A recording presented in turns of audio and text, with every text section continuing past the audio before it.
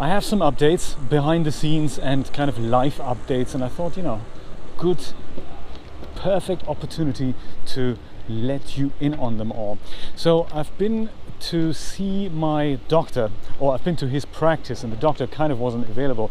If you remember last week, I had some hand trouble, and I can still feel that something is going on there. And so I went there and I thought, new behavior for me really, rather than toughing it out with a typical stiff British upper lip type attitude and going, well, you know, you're just gonna have to live with it and don't be such a baby.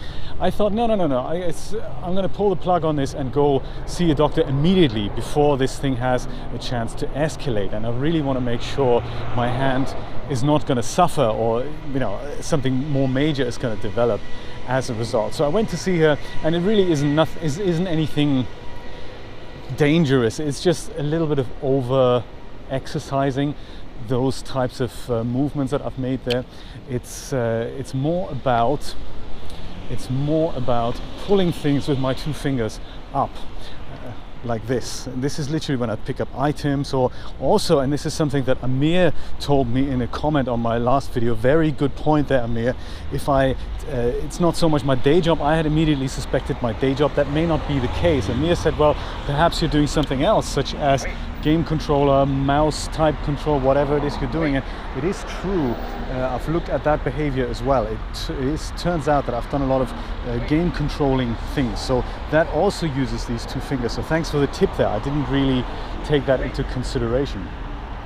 So I'm looking at everything that I'm doing quite carefully, and I thought, well, I'm going to see the doctor. And I did go see her last week, and it was not Dr. Keller. He was not feeling very well, so he wasn't in. So I saw his colleague, Dr. Navarro, and phenomenal, exciting story. Dr. Navarro, a woman, Hispanic woman in her about maybe 60s, something like that.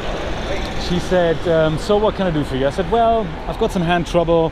Don't know, I'm on levothyroxine, that could be related. Levothyroxine because I had cancer, a bit of a history there in the files. And she says, let me have a look.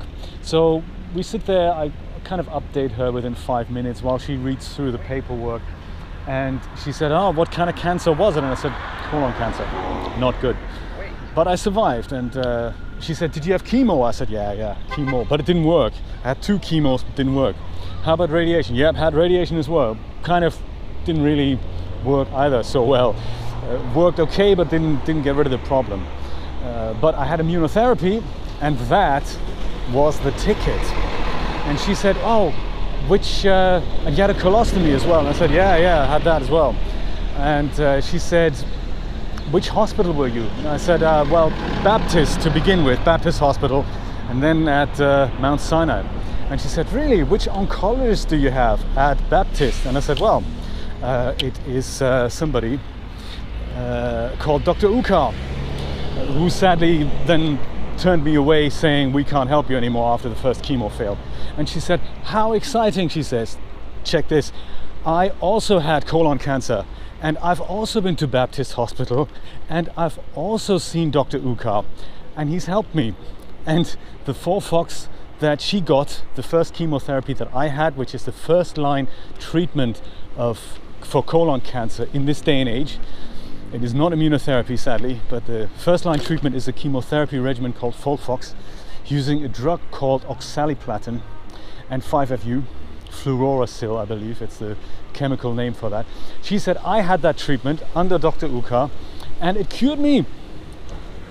Isn't this a small world? I mean, unbelievable, absolutely phenomenal. So with those few sentences, we already really clicked, and she understood me, I understood her, and it's fantastic when you meet people who've been through the same thing that you have and who have also been cured. So we high-fived each other and saying, we are survivors. This is so exciting.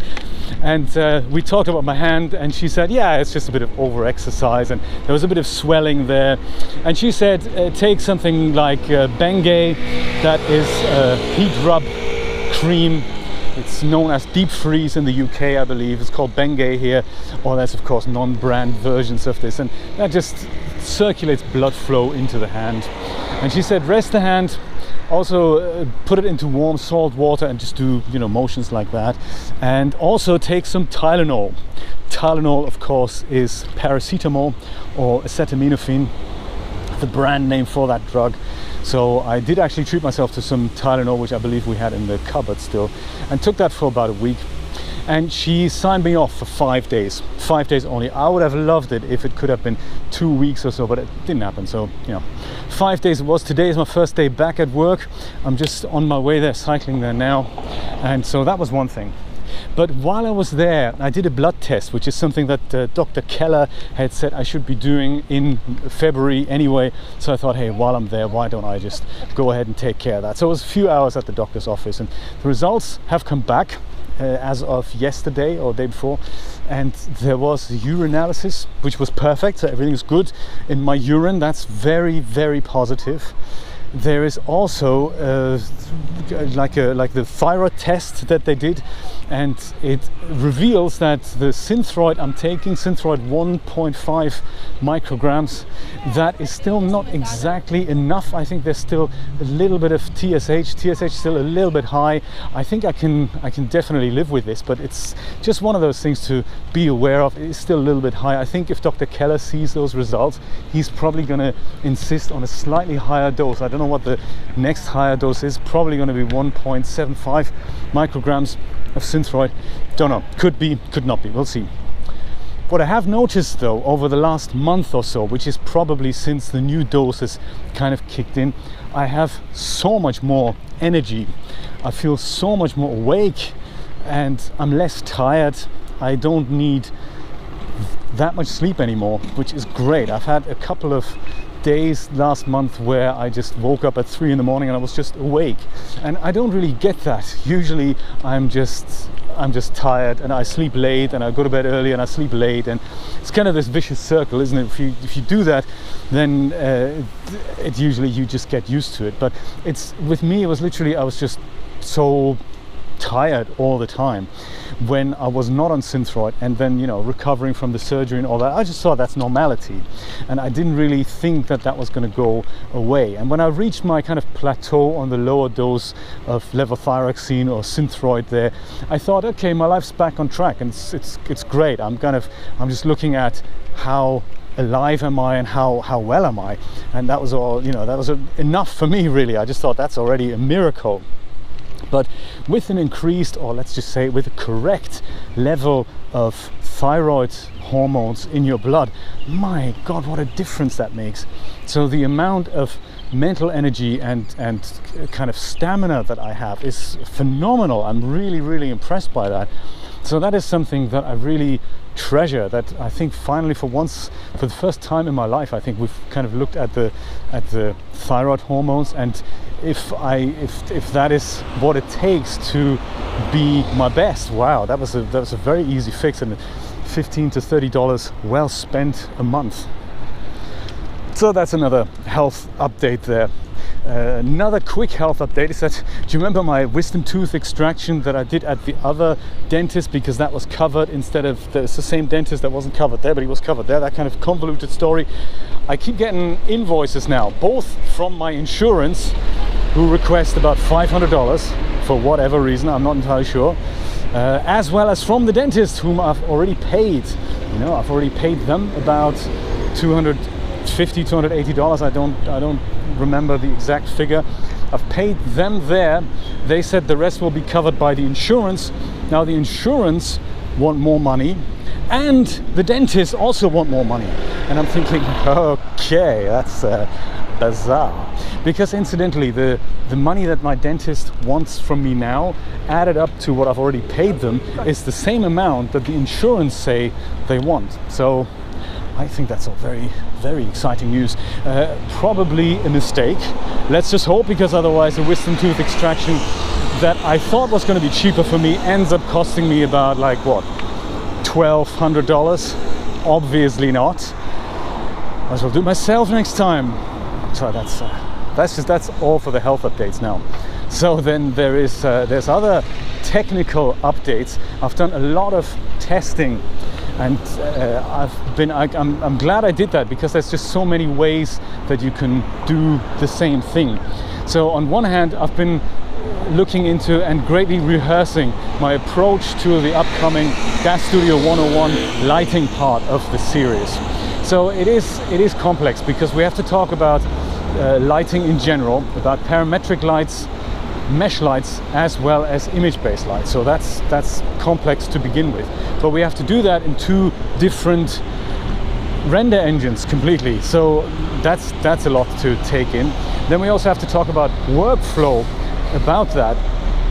And then of course there's the OpenGL render engine, which is, you know, not popular, but is nevertheless a render engine. So we need to talk about what the relation is between that excuse me, and the other render engines. And then of course that leads us on to rendering in general, that we have to press a render button, and that leads us ultimately to the fact that we have different surface properties depending on which render engine we use. So that is why I haven't just clicked the button and pressed record, because that's just a lot going on. So there we go. But I think I'm getting there, and I'm kind of hatching plans to perhaps just scratch the surface in this series and perhaps just split it out into a standalone series. I was already thinking about DAZ Studio 201, about characters, because characters are at the heart of that. But then of course there's lighting, so perhaps 201 should rather be lighting, and 301 could be about characters. So that's just something, quick heads up, that I am working on it, but it is difficult to logistically you know, put that underneath one hat there. So that's one thing. Then another thing is I've done a ton of streaming tests. What is the best setup? How do I not miss important chat comments and all that? Because last week's dForce Denoiser live stream was incredibly successful. I hadn't anticipated that much success. Really, when I'm talking about a successful video, it has about 100 views in about 4 weeks. For me, that's successful.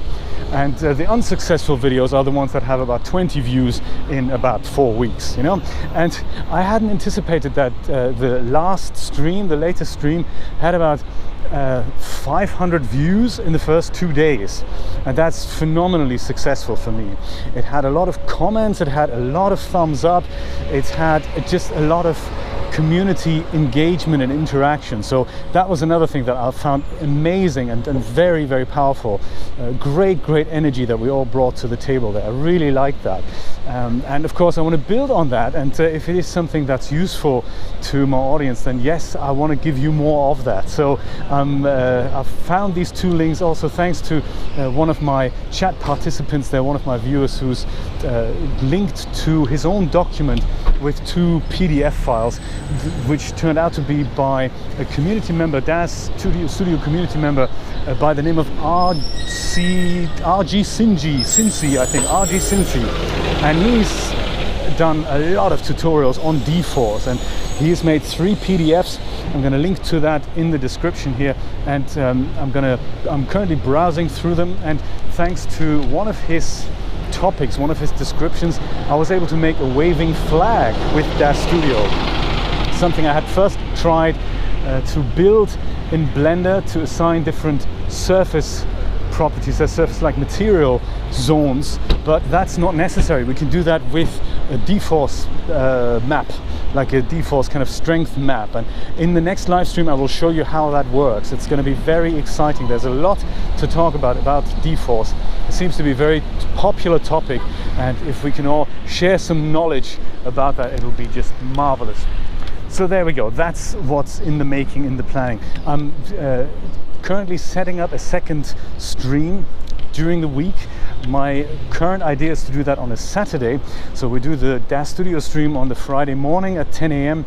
and then we do like a game stream, kind of a hangout type stream on Saturday, the day after, at don't want to run anybody over here, at 4 p.m. in the evening, or in the afternoon. That'll be evening in the UK, and in Germany it'll be early morning in Australia. So Steve can join us as well, which would be great. And I'm envisioning this to be looking at pretty video games and just hanging out and having a chat and talking shop and talking about what's going to come up next.